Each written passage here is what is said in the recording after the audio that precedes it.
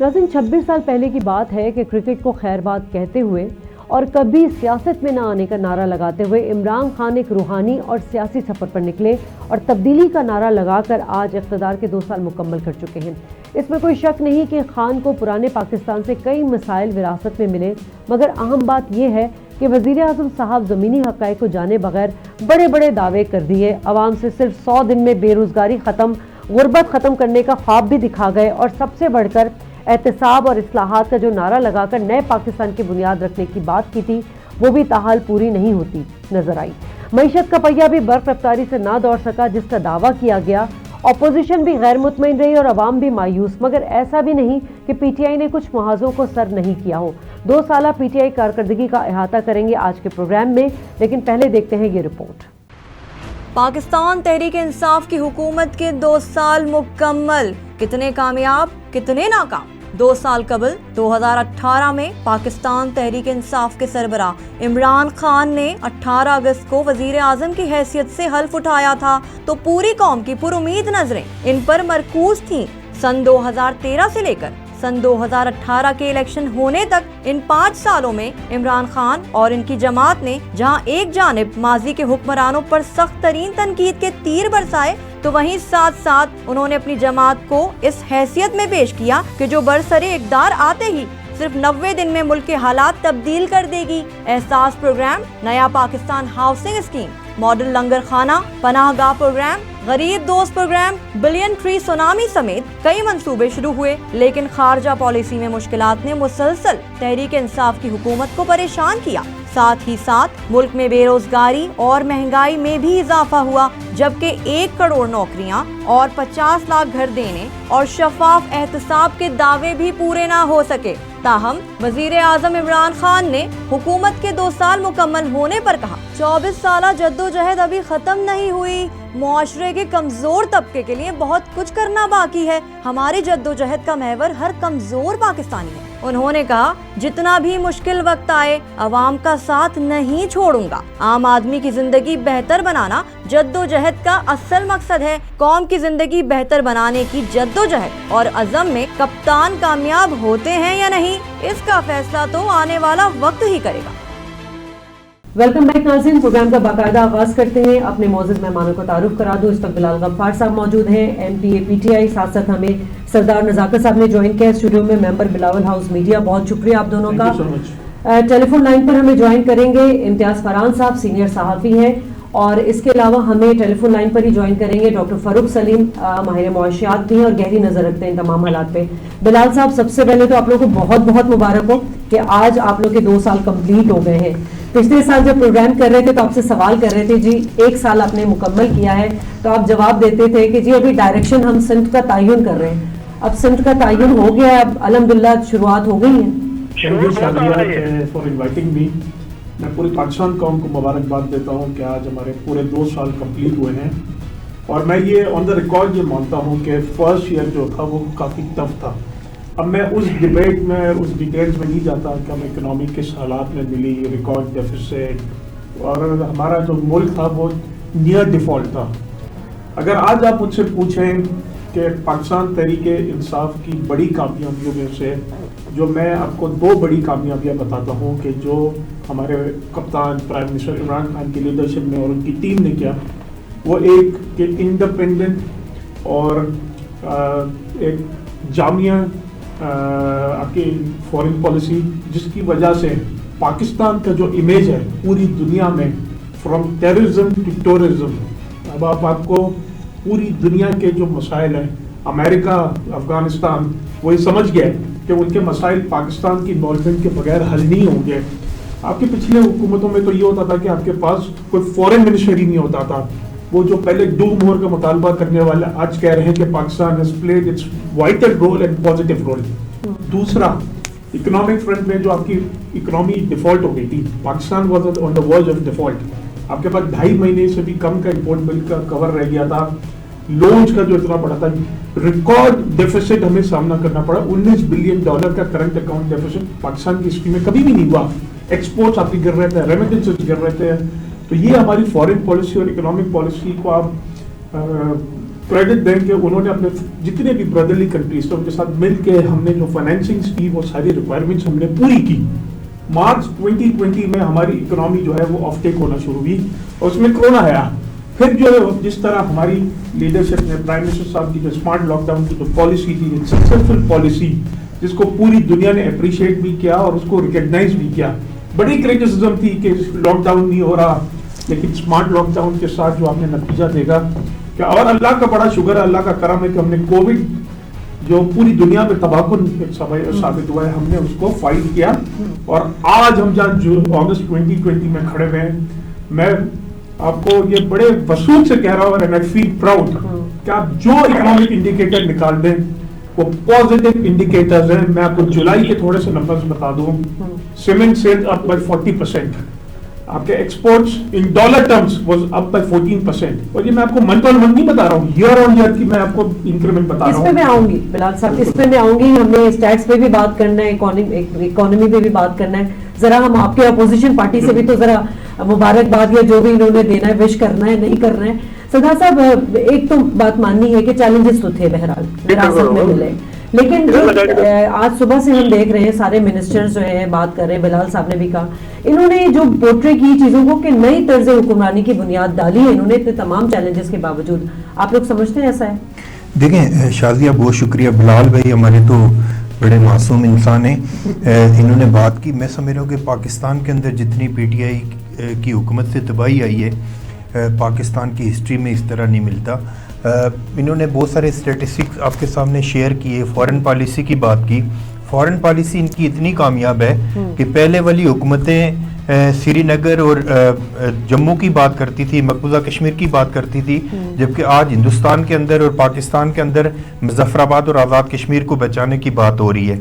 Foreign policy इनकी 2 दिन पहले की मैं इनकी शीरी मज़ारी साहिबा की जो स्टेटमेंट आई है फॉरेन पॉलिसी के हवाले से, वो भी बिलाल साहब से मैं रिक्वेस्ट करता हूँ कि वो भी पढ़ लें।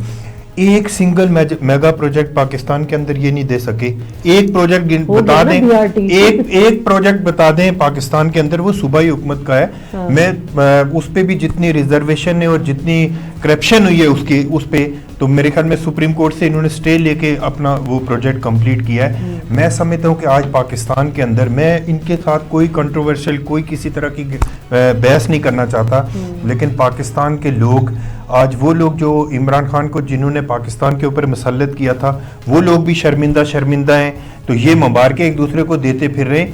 लेकिन पाकिस्तान के लोगों से पूछें जो आईसीयू में पड़े हुए हैं, जो इमरान खान ने दावे किए थे पाकिस्तान के अंदर गुड गवर्नेंस के दावे किए थे। इमरान खान ने कहा था कि मैं सबसे मुख्तसर कैबिनेट रखूंगा, जबकि आज 50 से ज़्यादा इनकी कैबिनेट पाकिस्तान के अंदर मौजूद है। कोई सिंगल मेगा प्रोजेक्ट नहीं दे सके। पाकिस्तान के अंदर महंगाई, बेरोजगारी, और वो मैं इनसे पूछना चाहता हूँ कि जो इमरान खान साहब 50 लाख घर, 1 करोड़ नौकरियां और पता नहीं क्या क्या, देखिए पता नहीं क्या क्या चीजें इमरान खान साहब ने लोगों को सुहाने ख्वाब दिखाए थे। लेकिन मैं फिर भी पॉजिटिव वे में ये बात करना चाह रहा हूँ कि पाकिस्तान पीपल्स पार्टी के चेयरमैन बिलावल भुट्टो जरदारी ने पहले दिन से, जब इलेक्शन हुआ, पाकिस्तान की तमाम अपोजिशन जमातें कह रही थी कि इस सेलेक्ट असेंबली के अंदर हम नहीं जाना चाह रहे, लेकिन पाकिस्तान पीपल्स पार्टी के चेयरमैन बिलावल भुट्टो जरदारी साहब ने पाकिस्तान के डेमोक्रेटिक सिस्टम को बचाने के लिए एक डेमोक्रेटिक गवर्नमेंट से दूसरी डेमोक्रेटिक गवर्नमेंट की तरफ आने के इंडिकेटर्स दिए और वाज़ेह इनको सपोर्ट किया। लेकिन जो पॉलिटिकल विक्टिमाइजेशन इन्होंने की पाकिस्तान के अंदर, मैं समझ रहा कि पूरी दुनिया में इनका तमाशा बना। और ये बात कर रहे हैं ना, आज पूरी दुनिया को पता है कि इमरान खान पाकिस्तान के अंदर वोट लेके नहीं आया हुआ। कोई पूरी दुनिया का कोई मुल्क इनके ऊपर ट्रस्ट नहीं कर रहा। एक इमरान खान की 27 अक्टूबर की तकरीर को छोड़ के कश्मीर के हवाले से मैं मुकम्मल तौर पे ये फैसला कर चुके हैं। आपको याद होगा, आप ज़रा बड़ी वेल अवेयरनेस आपकी कि हिंदुस्तान का प्राइम मिनिस्टर जब इलेक्शन लड़ रहा था, बीजेपी इलेक्शन लड़ रही थी, बीजेपी के इलेक्शन के मैनिफेस्टो के अंदर मौजूद था कि 370 और 35A को हम खत्म करेंगे, जबकि हमारा प्राइम मिनिस्टर अनफॉर्चुनेटली कह रहा था कि मोदी इलेक्शन जीतेगा तो मसला कश्मीर हल होगा। मैं कह रहा हूं कि कोई एक चीज बता दे, पाकिस्तान के अंदर डॉलर से लेके, चीनी से लेके, हाँ इन्होंने जो कारकर्दगी पेश वो की है, मैं आपको बता देता हूँ। जहांगीर 3 पैसे कमा के उसको फैसिलिटेट किया, वो बाहर चला गया। आटा चोर, चीनी चोर, उसके अलावा दवाइयां चोर, नहीं, अब ऐसा सारी नहीं चीजें 500% दवाइयों में। चीनी के ऊपर मुझे बिलाल गफ्फार साहब एक चीज बता दे जिसमें अवाम को कोई रिलीफ मिला हो। ये जितनी पढ़ी लिखी बातें कर रहे हैं ना, पाकिस्तान के लोगों को इससे कोई मतलब नहीं है। 70% पाकिस्तान के लोग रिलीफ चाहते हैं, जो उनके जरूरियात जिंदगी है। उस हवाले से इन्होंने क्या लंगर खाना खोला, और देखिए लंगर खाना आपको याद होगा। मैं देखिए इमरान खान का एक टैलेंट में इमरान खान का मानता हूं कि पूरे पाकिस्तान से अब्दुल सत्तार ईदी साहब पैसे जमा करते थे और अब्दुल सत्तार ईदी के बेटे से इमरान खान ने पैसे ले लिए। वो भी तो आवाम के लिए उन्होंने पैसे। सादिया, मैं ऐड करूंगा, मुझे 2-3 चीजें। इम्तियाज फरहान साहब भी लाइन पर है। ये मेरे भाई हैं, काफी मेरे अच्छे दोस्त भी हैं, लेकिन आज जो ये बातें कर रहे हैं, मुझे कुछ उनकी रिकॉर्ड की दुरुस्तगी के लिए बातें करनी पड़ेंगी। 2 बड़े डैम्स ये 2 साल में स्टार्ट हुए, भाषा डैम और जो डैम। और आपका पाकिस्तान की हिस्ट्री का सबसे बड़ा social welfare program, public welfare program 163 billion rupees का सक्सेसफुली एग्जीक्यूट हुआ है ये कोविड में। 0 करप्शन, 0 ट्रांसपेरेंसी। हाँ, उसमें ह्यूमन एरर हो सकता है, लेकिन आपको कोई शिकायत नहीं मिली। जो 12,000, देखिए मैं आप जब बोल लेते हैं तो मैं नहीं बोल रहा था, जो 12,000 रुपए जो आपके खानदानों को मिले उस वक्त पे, कि जब पूरा दुनिया में क्राइसिस था, पाकिस्तान लॉकडाउन में थे। अच्छा, दूसरी बात ये कह रहे हैं कि फॉरेन पॉलिसी, आज इमरान खान का नाम किस बात पर आ रहा है कि he is been considered as a leader of not Pakistan but entire Muslim उम्मा। जिस तरह उन्होंने कश्मीर का, जिस तरह उन्होंने पैलेस्टीन का, उन्होंने इंटरनेशनल केप में लड़ा। अब मैं ये कह रहे हैं क्या क्या, मैं आपको बताता हूं, पूरी दुनिया में जो इंटरनेशनल ट्रेवलिंग मैगजीन्स हैं उसमें रिकमेंड किया जा रहा है कि आप जाके, Pakistan is the safest place for tourism. ये फैक्ट्स एंड फिगर्स हैं। आज आपका इन्वेस्टर्स कॉन्फिडेंस पाकिस्तान में 17 साल का हाई है। जो आज कराची स्टॉक एक्सचेंज में कारोबार हुआ है वो 6 साल रिकॉर्ड, आज पाकिस्तान स्टॉक एक्सचेंज ने वो रिकॉर्ड तोड़ा है। ये इन्वेस्टर्स कॉन्फिडेंस है। और आपका जो पहले 13% इंटरेस्ट रेट पहुंच गया था, आज अब 6 और 7% इंटरेस्ट रेट पे है। तो आपकी इकोनॉमी जो है वो स्टेप। देखिए मैं एक आखिरी बात करूं, हमारी इकोनॉमी जो थी हमें आईसीयू में मिली थी। बताएं जरा इम्तियाज फरहान साहब, हमें इकोनॉमी हमें आईसीयू में मिली थी। हम आईसीयू से निकल के now we are going for stability. ठीक है, इम्तियाज फरहान साहब हैं हमारे साथ टेलीफोन लाइन पर? जी, बहुत शुक्रिया इम्तियाज फरहान साहब। आप सवाल यहाँ मेरा ये है कि आप बिलाल साहब को भी सुन रहे होंगे, आप बताइए कि हुकूमत की जो 2 साल कारकर्दगी है, इसको आप बहैसियत सहाफ़ी कैसे देख रहे हैं? बिस्मिल्लाहिर्रहमानिर्रहीम। मैं बहैसियत सहाफ़ी इसको खुद जो पाकिस्तान तहरीक इंसाफ का प्रोमो के लिए, एडवर्टाइज के लिए, जो पीटीवी बार बार चला रहा है और दूसरे चैनल्स पे भी चल रहा है, उसमें ये खुद प्राइम मिनिस्टर भी एक्सेप्ट कर रहे हैं और तहरीक इंसाफ की जानिब से बात कही जा रही है कि 2 साल हमारे बहुत मुश्किल में गुजरे हैं, अब इंशाल्लाह हम तरक्की की जानिब गामजन होंगे। तो ये पूरा एक 1 सेंटेंस में ये सारी चीजें मौजूद हैं कि इसका मतलब ये हुआ कि 2 साल में कुछ भी नहीं है। हम खाली अब उसको चाहे वो फाउंडेशन कहते रहे, चाहे ये कहें कि हम बेहतरी की तरफ करते रहे, लेकिन इसका मतलब इस खुद एक्सेप्टेंस है कि 2 साल में कुछ नहीं हुआ, इंशाल्लाह अब नए दौर का आगाज होगा। मेरा ख्याल है कि ये खुद उन्होंने अपना उनका जो इस वक्त प्रोमो जो बना हुआ है और जो सारी चीजें चल रही हैं वो सारी हैं। और दूसरी बात यह है कि वो सुप्रीम कोर्ट के फैसले की खुला खिलाफ वर्जी हो रही है। सुप्रीम कोर्ट उसको सो मोटो लेती है, नहीं लेती है।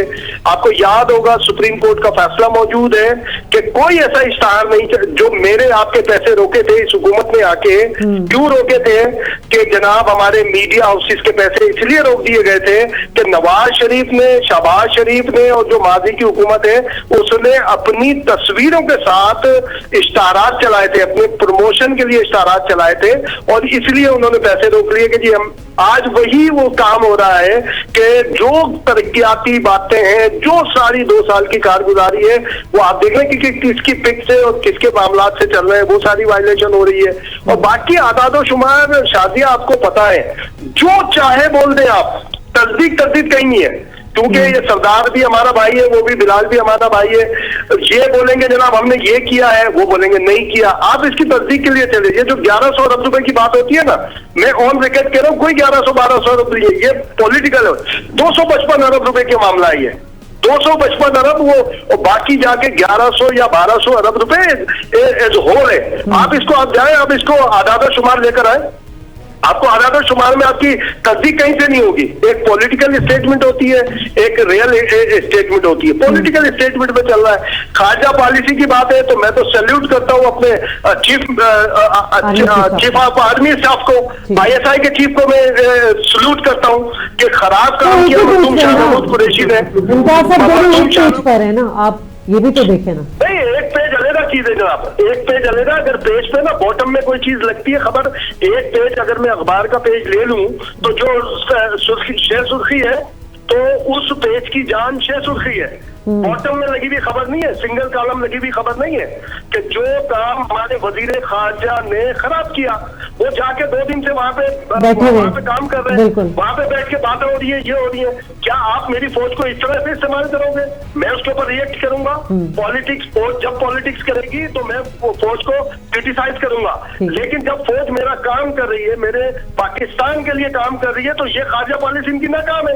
और वो आपने वहां पे मेरे आर्मी चीफ को आपने भिजवाया, मैं तो सल्यूट करूंगा उसको कि मेरा आर्मी चीफ वहां जाके मेरा काम कर रहा है, मेरा ISI का। भाई आप क्या कर रहे हैं?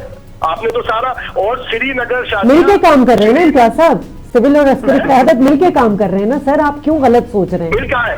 मैं तो गलत नहीं सोच रहा, मैं सही सोच रहा हूँ कि जिसका काम है वो बिल्कुल सही कर रहा है। ठीक है, श्रीनगर यहाँ आ गया, मुजफ्फराबाद श्रीनगर में नहीं गया है। लोग बातें करते हैं, बोर्ड लगा दिया श्रीनगर का, मैं उसकी मजम्मत सर ये बहुत बड़ी अचीवमेंट है कि नक्शे पे हमने मकबूजा कश्मीर को पाकिस्तान की टेरिटरी में शामिल कर लिया है। शादिया, मैंने तो नक्शे पे बहुत सारी चीजें कर दी है, नक्शेबाजी कर करके मैंने नक्शे पे बहुत कुछ कर दिया है। देखिए इम्तियाज भाई, एक चीज और भी है ना कि ज़ाहिर 9 लाख फौज जो मकबूजा कश्मीर में है, वो भी इमरान खान साहब कागजू में पाकिस्तान के इस वक्त कब्जे में है, क्योंकि वो मकबूजा कश्मीर।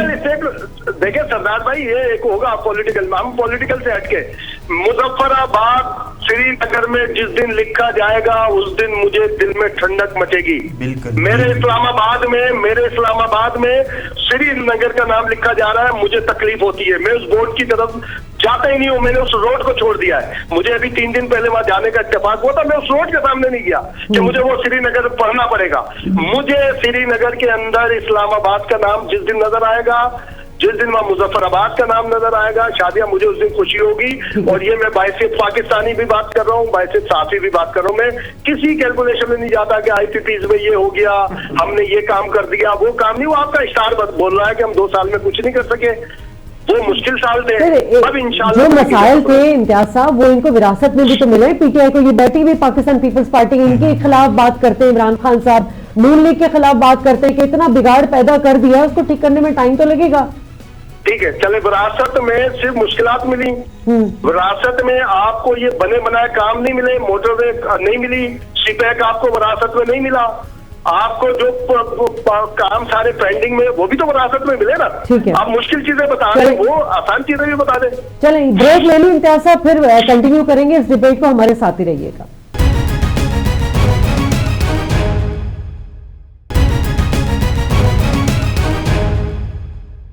वेलकम बैक नाज़रीन। और जैसा कि आज हम बात कर रहे हैं कि पाकिस्तान तहरीक इंसाफ की हुकूमत को 2 साल मुकम्मल हो चुके हैं, कितनी कामयाबियां मिली और कितनी नाकामियां मिली। अपोजिशन से बात की जाए तो वो ये इसको एक नाकाम हुक्मरानी समझते हैं, बैड गवर्नेंस समझते हैं, जबकि पाकिस्तान तहरीक इंसाफ के जितने भी वुज़रा हैं और जो उनके क्रीम है, टीम है उनकी, वो सब इसका क्रेडिट लेके जाते हैं कि हमें मुल्क बहुत बुरे हालात में मिला था। बिलाल गफ्फार साहब, हम बात कर रहे थे इकोनॉमी के ऊपर, चूंकि आपकी इस पर बड़ी अच्छी गिरफ्त भी है, मैं बात करना चाहूँगी। असद उमर साहब ने ट्वीट किया था एक, और उन्होंने कहा था कि मईशत बहाल कर दी गई है, लेकिन सवाल ये है कि अभी जो हमारा GDP है उसकी वो किस रेशो पर है, और अगर हमारा GDP जो है वो 6 पॉइंट पर था पहले और अभी माइनस पर चला गया है, तो फिर कैसे मईशत बहाल होगी? बहुत ही अच्छा और रेलेवेंट सवाल आपने पूछा है शाजिया। देखें, GDP जो पिछली मरतबा 5.5-6% पे गया था, वो आपका कंजम्पशन लेड GDP था। वो आपका इंपोर्ट के जो गुड्स था वो कंजम्पशन बेस्ड आपका था, कोई प्रोडक्शन बेस्ड GDP नहीं था।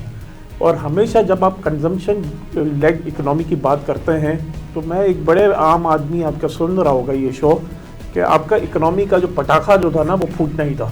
ये आप 2014, 15, 16 के आप लोगों के इकोनॉमिक्स की आप कोई भी रिपोर्ट देख लें, आप रिसर्च एनालिस्ट की बात कर लें, इंटरनेशनल इकोनॉमिक्स की बात कर लें, सब लोग ये प्रेडिक्ट कर रहे थे कि 2017-18 में ये पाकिस्तान के साथ होना है। हमें अब क्या करना है?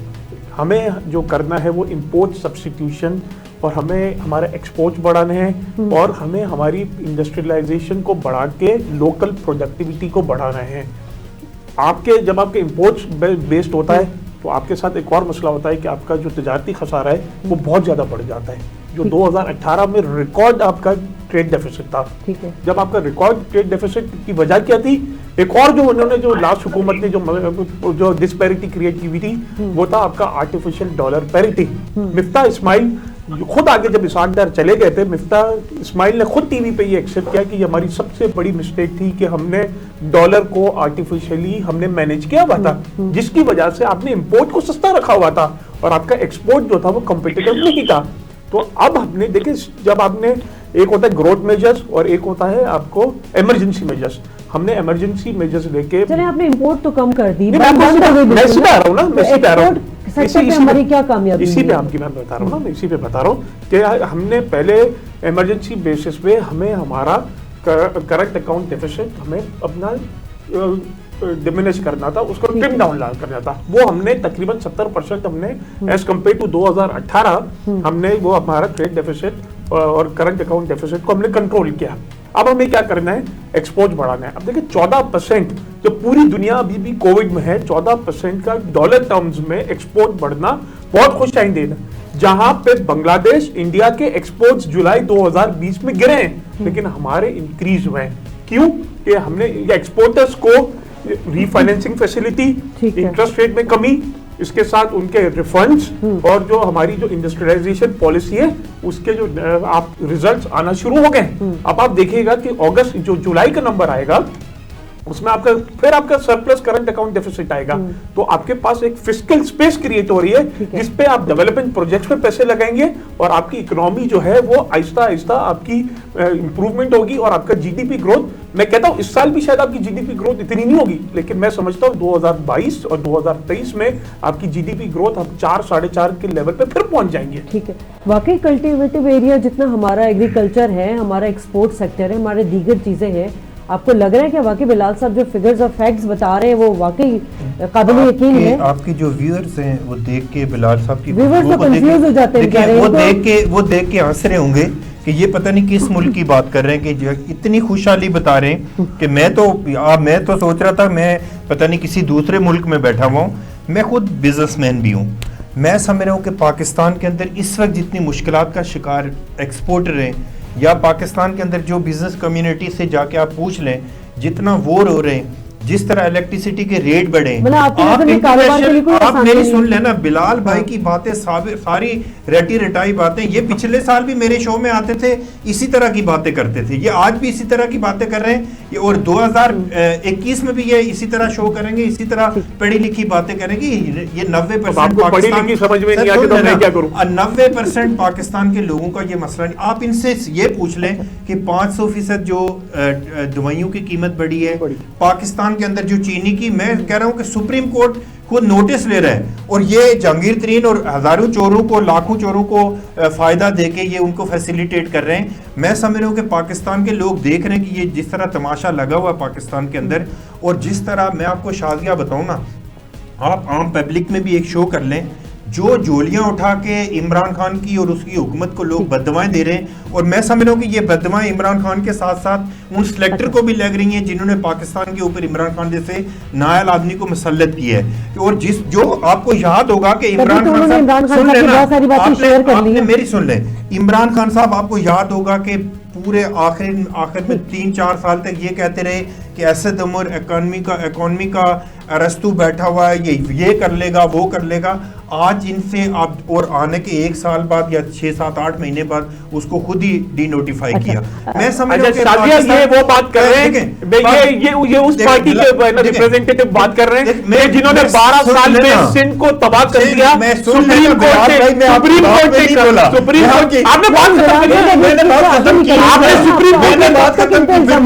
आपने सुप्रीम कोर्ट के रिमार्क सुने, पीपल्स पार्टी मेरी सुन लेना, आज इनका दिन है ना, मैं आज आपको बता रहा हूँ जो शर्मिंदगी, खुदा की कसम, मैं तो बिलाल भाई की हिम्मत को दाद देता हूँ कि बिलाल भाई आज भी पीटीआई को डिफेंड करने यहाँ पे आए हुए। मैं आपको ऑफ द रिकॉर्ड, बहुत सारे लोग पीटीआई के हमें खुद बताते हैं कि यार हमारे पास है क्या बताने के लिए। एक सिंगल मेगा प्रोजेक्ट डैम की बात करें भाई, सी पैक जैसे प्रोजेक्ट को आपने बंद कर दिया। हैदराबाद सक्खर मोटरवे में मैं कहता हूं कि लोगों को शर्म आनी चाहिए, ऐसे उन लोगों को जिन्होंने ये प्रोजेक्ट बंद किए पाकिस्तान के अंदर। ये पाकिस्तान के दुश्मन है और इधर आके मोटिवेशनल स्पीचेस कर रहे हैं। यार खुदा का वास्ता है, पाकिस्तान के लोगों को भी सुन लो। आपने बात कर लिया, मुझे 1 मिनट दें। ये उन पार्टी के रिप्रेजेंटेटिव बात कर रहे हैं जिन्होंने 12 साल में सिंध को तबाह कर दिया। ना पानी, ना एजुकेशन, ना हेल्थ, ना एजुकेशन। जो कराची में 10,000 बसें आनी थी वो कहाँ हैं? जो कराची में सेफ सिटी, नासिर शाह साहब का मैं कल सुन रही थी नाकाम खान के शो में, वो अच्छा मुझसे पूछे, वो जो सेफ सिटी प्रोजेक्ट बनना था वो कहाँ गया? और आपने सुप्रीम कोर्ट के अभी रिमार्क्स देखे कि सुप्रीम कोर्ट के चीफ जस्टिस ने कहा कि सिंध हुकूमत ने कराची को तबाह कर दिया। अच्छा मेरी एक आखिरी बात सुनिए, मेरी एक आखिरी बात सुनिए। ये कहते हैं डिफाइन करते हैं, हम इनकी तरह नहीं है कि इनकी corrupt leadership, corrupt Asif Zardari को हम डिफाइन करें, और जो फेक अकाउंट्स और जो फेक विल पे लीडरशिप के चलते हैं। अब मैं बोल रहा हूं तो आप ना बोले। चोर बैठे हुए इमरान खान के इस तरफ देखें चीनी चोर, इस तरफ देखें आटा चोर, इनका चेयरमैन देखें जो है वो एक्सीडेंटल चेयरमैन बन गए हैं फेक बिल पे। कौन से मुल्क की बात कर रहे हैं आप? कौन से मुल्क के बैठ के शो कर रहे हैं आप? इम्तियाज साहब, 14 अगस्त को इमरान खान साहब ने कहा था कि जुलाई में सबसे ज्यादा महसूलात आई हैं, मगर सवाल यहाँ यही आ जाता है कि इससे आवाम को क्या फायदा होगा अगर महसूलात आ भी गई हैं? आपके अपने अंदर तो कोई प्रोडक्शन नहीं है अपने मुल्क में। देखिए शादिया, हर चीज की जो डायरेक्शन होती है ना वो बताती है कि आप किस तरफ मूव कर रहे हैं। अब आपका रुख हो टावर की तरफ और आप चाहें कि मैं गुलशन इकबाल जा रहा हूं, तो अल्लाह भी मदद नहीं करेगा आपकी, क्योंकि अल्लाह कहेगा पहले डायरेक्शन तो सही कर लो। डायरेक्शन पता लग जाती है, अगर आपके कदम पता लगे ना लगे लेकिन डायरेक्शन पता लग जाती है कि ये बंदा या ये उस तरफ जाना चाह रहे हैं। तो यहाँ डायरेक्शन ईमानदारी से बताएं आप, क्या हम सब पे डायरेक्शन वाजे हैं? ये सब हमारे भाई हैं, हमने बहुत सर्च किया, हमने भी इब्तदाई दिनों में 96-7 में ये सारी चीजें हमने देखी है। जब ये तहरीक इंसाफ फॉर्म हुई थी, उस वक्त जब ये कराची आते थे इमरान खान साहब, तो 3-3, 4-4 सूट चेंज करने पड़ते थे उस वक्त गाड़ी के अंदर, तो वो बहुत सारी जगहों पर। लेकिन हुआ क्या? बात है अभी सारी चीजें आदाद और शुमार शादियां आप भी जानती हो, मैं भी जानता हूँ। आप अभी मैं आपको बता दूं, जीडीपी भी ये हो गया, वो मुश्किल अल्फाज भी चाहिए मेरे भाई।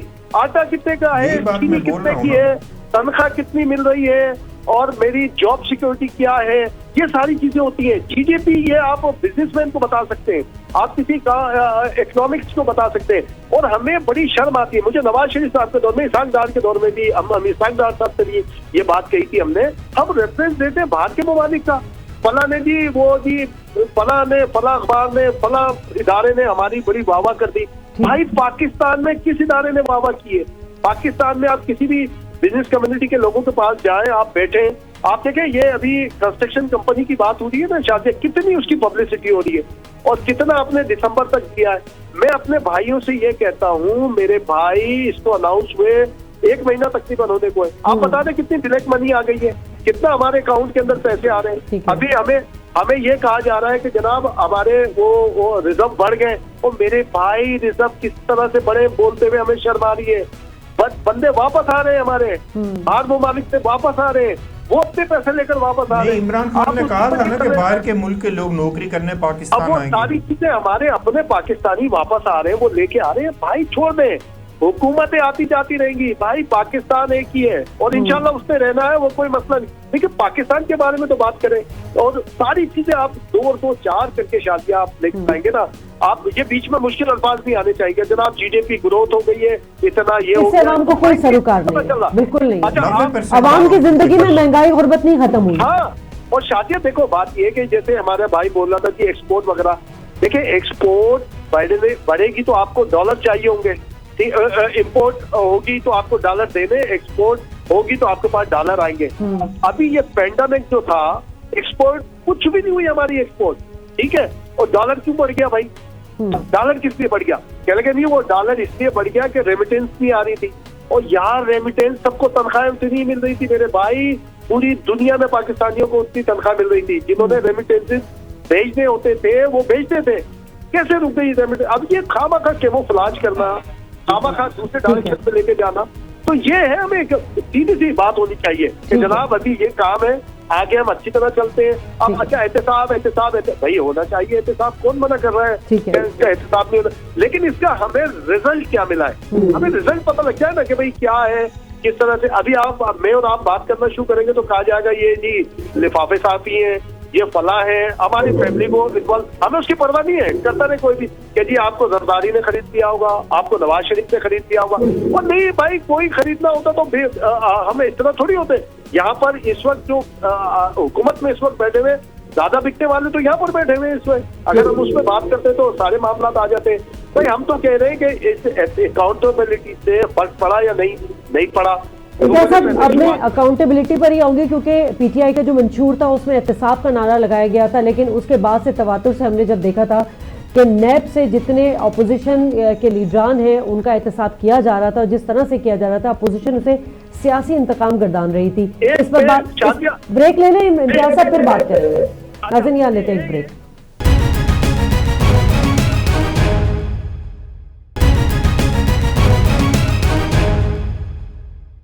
नाज़रीन इस वक्त मेरे साथ टेलीफोन लाइन पर मौजूद है सीनियर सहाफ़ी माहिर मुआशियात डॉक्टर फ़ारूक सलीम। सर बहुत शुक्रिया आपके वक्त देने का। आप ये बताइएगा कि हुकूमत की 2 सालों के इक़दामात को किस तरह देख रहे हैं? आज इक़्तिदार में उनको 2 साल मुकम्मल हो चुके हैं। जो बेहतरीन तरीका है हुकूमत के इक़दामात को जांचने का वो ये है कि हम पीटीआई का जो इलेक्शन मंशूर है अगर उसको खोल के देख लें कि उसमें क्या वादे किए गए थे और फिर ज़मीनी हकीकत से उसका मुवाजना कर लें।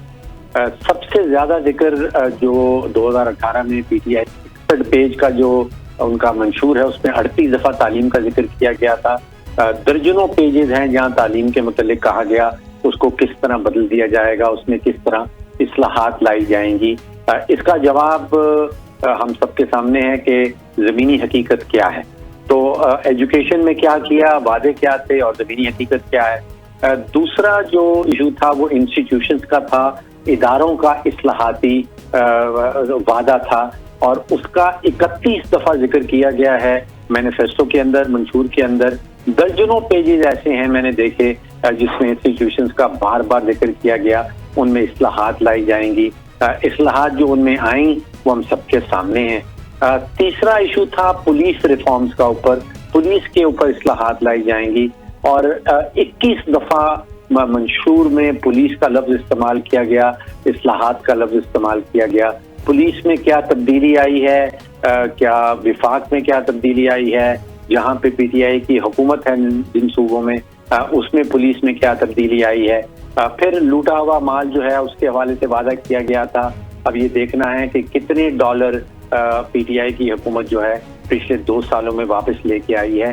2 सालों का मतलब ये है कि 40% वक्त जो है वो पीटीआई हुकूमत का गुजर गया है, बाकी 60% बकिया रह गया है।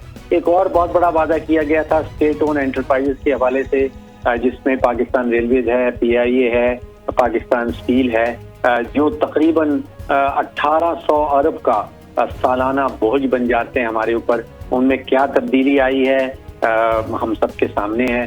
फिर लोकल गवर्नमेंट के हवाले से बहुत वादे किए गए थे कि किस तरह एम्पावर किया जाएगा, उनको ताकतवर किया जाएगा, उसमें क्या तब्दीली आई है ये हम सबके सामने है। ठीक है। अच्छा डॉक्टर साहब ये भी बताइएगा कि इकॉनमी के हवाले से हम बात करते हैं कि उसका जो ताना बाना है वो मुल्की इस्तेहकाम के साथ है। मईशत मुस्तहकम होगी तो मुल्क भी मुस्तहकम होगा। असद उमर साहब ने ट्वीट किया है कि मईशत बहाल कर दी गई है, मगर हमारी जीडीपी को अगर देखें हम तो इस वक्त माइनस पर है, जबकि पहले ये 6 पॉइंट पर थी। डॉक्टर साहब, आपने मंशूर की बात की पीटीआई की, तो उस मंशूर में जो एहतसाब है, अकाउंटेबिलिटी, उसका नारा भी था। इस वक्त जो एहतसाब का अमल आप देख रहे हैं, अपोजिशन बोलती है कि ये सियासी इंतकाम है। आपकी नज़र में क्या वाकई ये सियासी इंतकाम है, ये शफाफ तरीके से एहतसाब का अमल चल रहा है? देखिए, ऑपोजिशन ने भी कौम को बड़ा मायूस किया है। इस वक्त ऑपोजिशन के पास ना तो कोई बयानिया है, ऑपोजिशन के पास ना कोई मंसूबा है, ऑपोजिशन के पास ना कोई मुतबादिल माशी पॉलिसी है। तो होना तो ये चाहिए था कि ऑपोजिशन सामने आए और न सिर्फ तनकीद का निशाना बनाए पीटीआई की माशी पॉलिसीज को, बल्कि हमें कोई मुतबादिल पॉलिसी भी हमारे सामने ला के रखे। ऐसा नहीं हो पाया। ठीक है, बहुत बहुत शुक्रिया डॉक्टर साहब, आपने हमें वक्त दिया। नाज़रीन, बात कर लेते हैं बहुत सारे नारों में से एक नारे की, जो एहतसाब का नारा था। बिलाल साहब, सवाल यहाँ ये पैदा होता है कि 2 साल हो गए इस सवाल को, हर कोई आप लोगों से पूछ भी रहा है कि जी नैब जो है वो अकाउंटेबिलिटी कर रहा है, शफाफ तहकीकात कर रहा है, वाकई अक्रॉस द ब्रॉड हो रहा है या नहीं हो रहा। हुकूमत कहती है कि नैब एक आज़ाद इदारा है, जबकि अपोजिशन इसको डिनाई करती है, कहते हैं आप लोग सियासी इंतकाम ले रहे हैं। क्या वजह है कि वो आपको इतना ब्लेम करते हैं? यहाँ मुझसे मेरी राय में पूछें तो अकाउंटेबिलिटी का प्रोसेस काफ़ी स्लो चला। हमारा पाकिस्तान तहरीक इंसाफ का जो इलेक्शन नारा था वो था अकाउंटेबिलिटी, और एक करप्शन के खिलाफ जो था हमारा एक जिहाद था, और यही हमारा सेलिंग पॉइंट था, क्योंकि सारी दुनिया को पता चल गया था कि जो 2 पॉलिटिकल पार्टीज थी वो करप्ट थी, उनके खिलाफ केसेस थे। जो पाकिस्तान पीपल्स पार्टी के खिलाफ जो केसेस बने थे वो हमने तो नहीं बनाए थे, और जो PMLN के जो केसेस जो पनामा हमने बनाया था वो आज तक है ना उसकी रसीदें मांग रहे हैं, भाई दे दो रसीदें। तो ये आपका जो प्रोसिक्यूशन प्रोसेस और जो ये आपका थोड़ा फास्ट होना चाहिए। लोग हमसे भी सवाल पूछते हैं कि चोर अभी तक बाहर क्यों है, हमसे ये आम पब्लिक ये पूछती है। तो मेरे राय में अकाउंटेबिलिटी प्रोसेस जो है वो और फास्ट होना चाहिए। और आपने इमरान खान साहब पहले दिन से कह रहे थे कि ये दोनों लीडरशिप जो है जो अपनी फैमिली डायनेस्टीज को बचाने जा रहे हैं वो NRO मांग रही है। और आपने देख लिया कि जब FATF जो पाकिस्तान के लिए एक बहुत बड़ा बिल था, जो FATF की जो रेगुलेशंस थी पाकिस्तान की बका के लिए एक बहुत इंपॉर्टेंट रेगुलेशंस थी, तो दोनों अपोजिशन पार्टीज ले आई नैब की अमेंडमेंट्स के 39 में से ये 34 बिल्स जो हैं, 34 जो एक्ट जो उसमें शिके हैं इसको अमेंड कर दें। मैं पूछता हूं कि जब इनके पास 2/3 मेजॉरिटी थी PMLN के पास, और जब इत्तेहादी भी थे, तो उन्होंने उस वक्त नैब के कानून इन्होंने क्यों नहीं चेंज किया? और जब इतनी इंपॉर्टेंट लेजिस्लेशन होनी थी तो कहते हैं हम ये FATF आपको क्लियर करवाएंगे, ये आपको इसकी लेजिस्लेशन में आपकी मदद करेंगे, लेकिन इसको लिंक कर दिया NRO की से कि आप ये जो नैब की जो है ये बिल है इसको अमेंड कर दें। और वो नैब का अमेंडमेंट क्या थी कि इफेक्टिवली आप नैब को बंद कर दें, ये इनकी ख्वाहिशात थी, जो इन्होंने राइटिंग में दोनों पार्टीज ने जो 34 शिके दी वो पता चल गया कि इन्होंने NRO मांगा है। ठीक है सिद्धार्थ साहब, एक सवाल बस, जो इन्होंने कहा कि आपकी हुकूमत थी, नवाज शरीफ की हुकूमत थी, नैब का इदारा आज से नहीं बना, मुशर्रफ के दौर से बना, कोई लेजिस्लेशन नहीं की गई, इसकी वजह यही नजर आती है कि आप लोगों ने अपने अपने मुफाद की खातिर इसमें कोई कानूनी तरमीम नहीं की। देखें शादी, ये बात किसी हद तक दुरुस्त भी है कि पाकिस्तान पीपल्स पार्टी और नून लीग को इसकी लेजिस्लेशन करनी चाहिए थी, लेकिन आप उस वक्त के अखबारात उठा के देख लें कि इसमें किसकी नेग्लिजेंसी है। जहाँ तक भाई ने बात की ना, ज़ाहिर मुस्लिम लीग नून के लोग ज़ाहिर वो सारे केसेस सारे हमारे ऊपर बना रहे थे, वो नहीं चाह रहे थे कि नैब को इस तरह से जो एक इंतकामी कार्रवाइयों से लेजिस्लेशन करके रोका जाए। देखिए, मैं उस बहस में नहीं जाना चाह रहा हूँ क्योंकि आपके पास इतना टाइम नहीं है, एक और प्रोग्राम कर लें इसके ऊपर। मैं सिर्फ ये कहना चाह रहा हूँ कि नैब के चेयरमैन को एक वीडियो के जरिए ब्लैकमेल करके और पूरे पाकिस्तान के जो अपोजिशन की जमातें उनसे इंतकाम लिया गया। आज जहांगीर तरीन को किसने सेफ पैसे दिया? जहांगीर तरीन सिंध से उड़ के तो नहीं इंग्लैंड चले गए।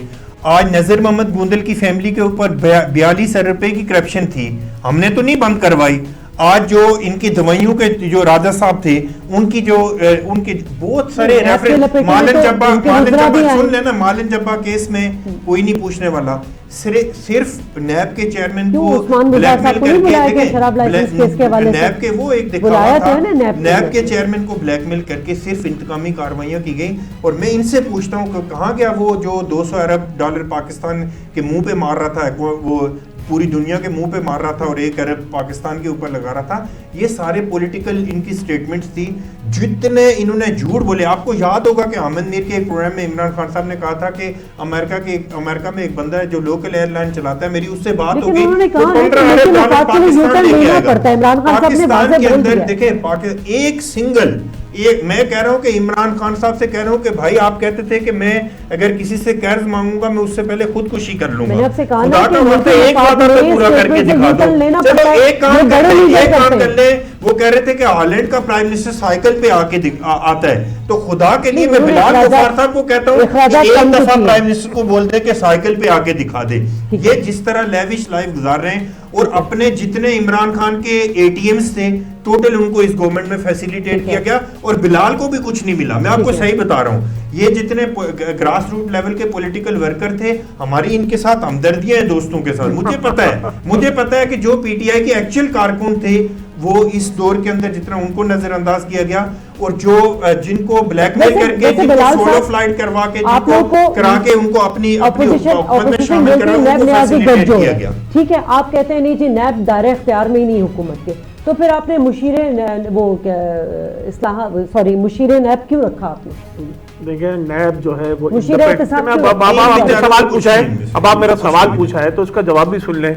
नैब इंडिपेंडेंट इदारा है, कोई पॉलिटिकल इन्फ्लुएंस नहीं है।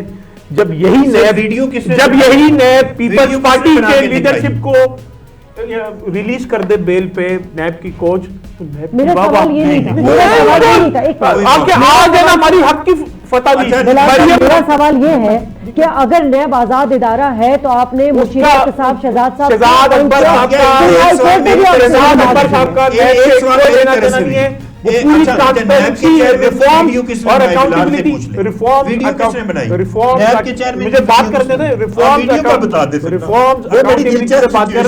आपके ये काम है कि आप लोगों के पर्सनल वीडियोस और आप लोग बनाते हैं और हमने इसको पहले दिन इमरान खान के दोस्त के चैनल ने ब्रेक किया है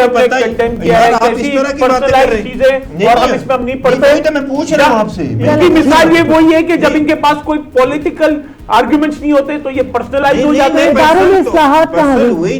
इदारों में इस्लाहात कहां गए? जवाब देता हूं, ये कहते हैं ना ये स्ट्रक्चर कहां गए, रिफॉर्म्स कहां गए, वो बहुत मेन चीज है। जुलाई 2020 में पिछले साल से 26% टैक्स बढ़ा है revenue collection why despite of the Covid. Prime minister house और प्रेसिडेंट हाउस के हिस्टोरिकल खर्चे कम है।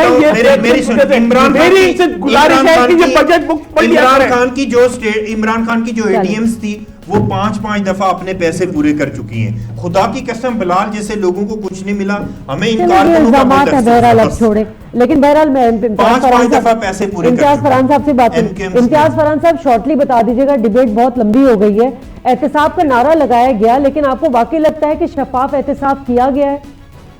नहीं, देखो शादिया, इसमें खुद तहरीक इंसाफ भागती है इससे। आप किसी भी तहरीक इंसाफ के बंदे को देख लें, चाहे वो प्राइम मिनिस्टर इमरान खान साहब हो, आप जब भी कोई बात हो वो ये कहते हैं ये मुकदमात हमने तो नहीं बनाए, ये मुकदमात तो पीपी के दौर में हुए, ये मुकदमात तो नवाज शरीफ के दौर में हुए। इसका मतलब ये हुआ कि तहरीक इंसाफ एक नया मुकदमा दर्ज करने में भी नाकाम रही है, इसलिए ये एहतसाब ये नहीं कर रहे।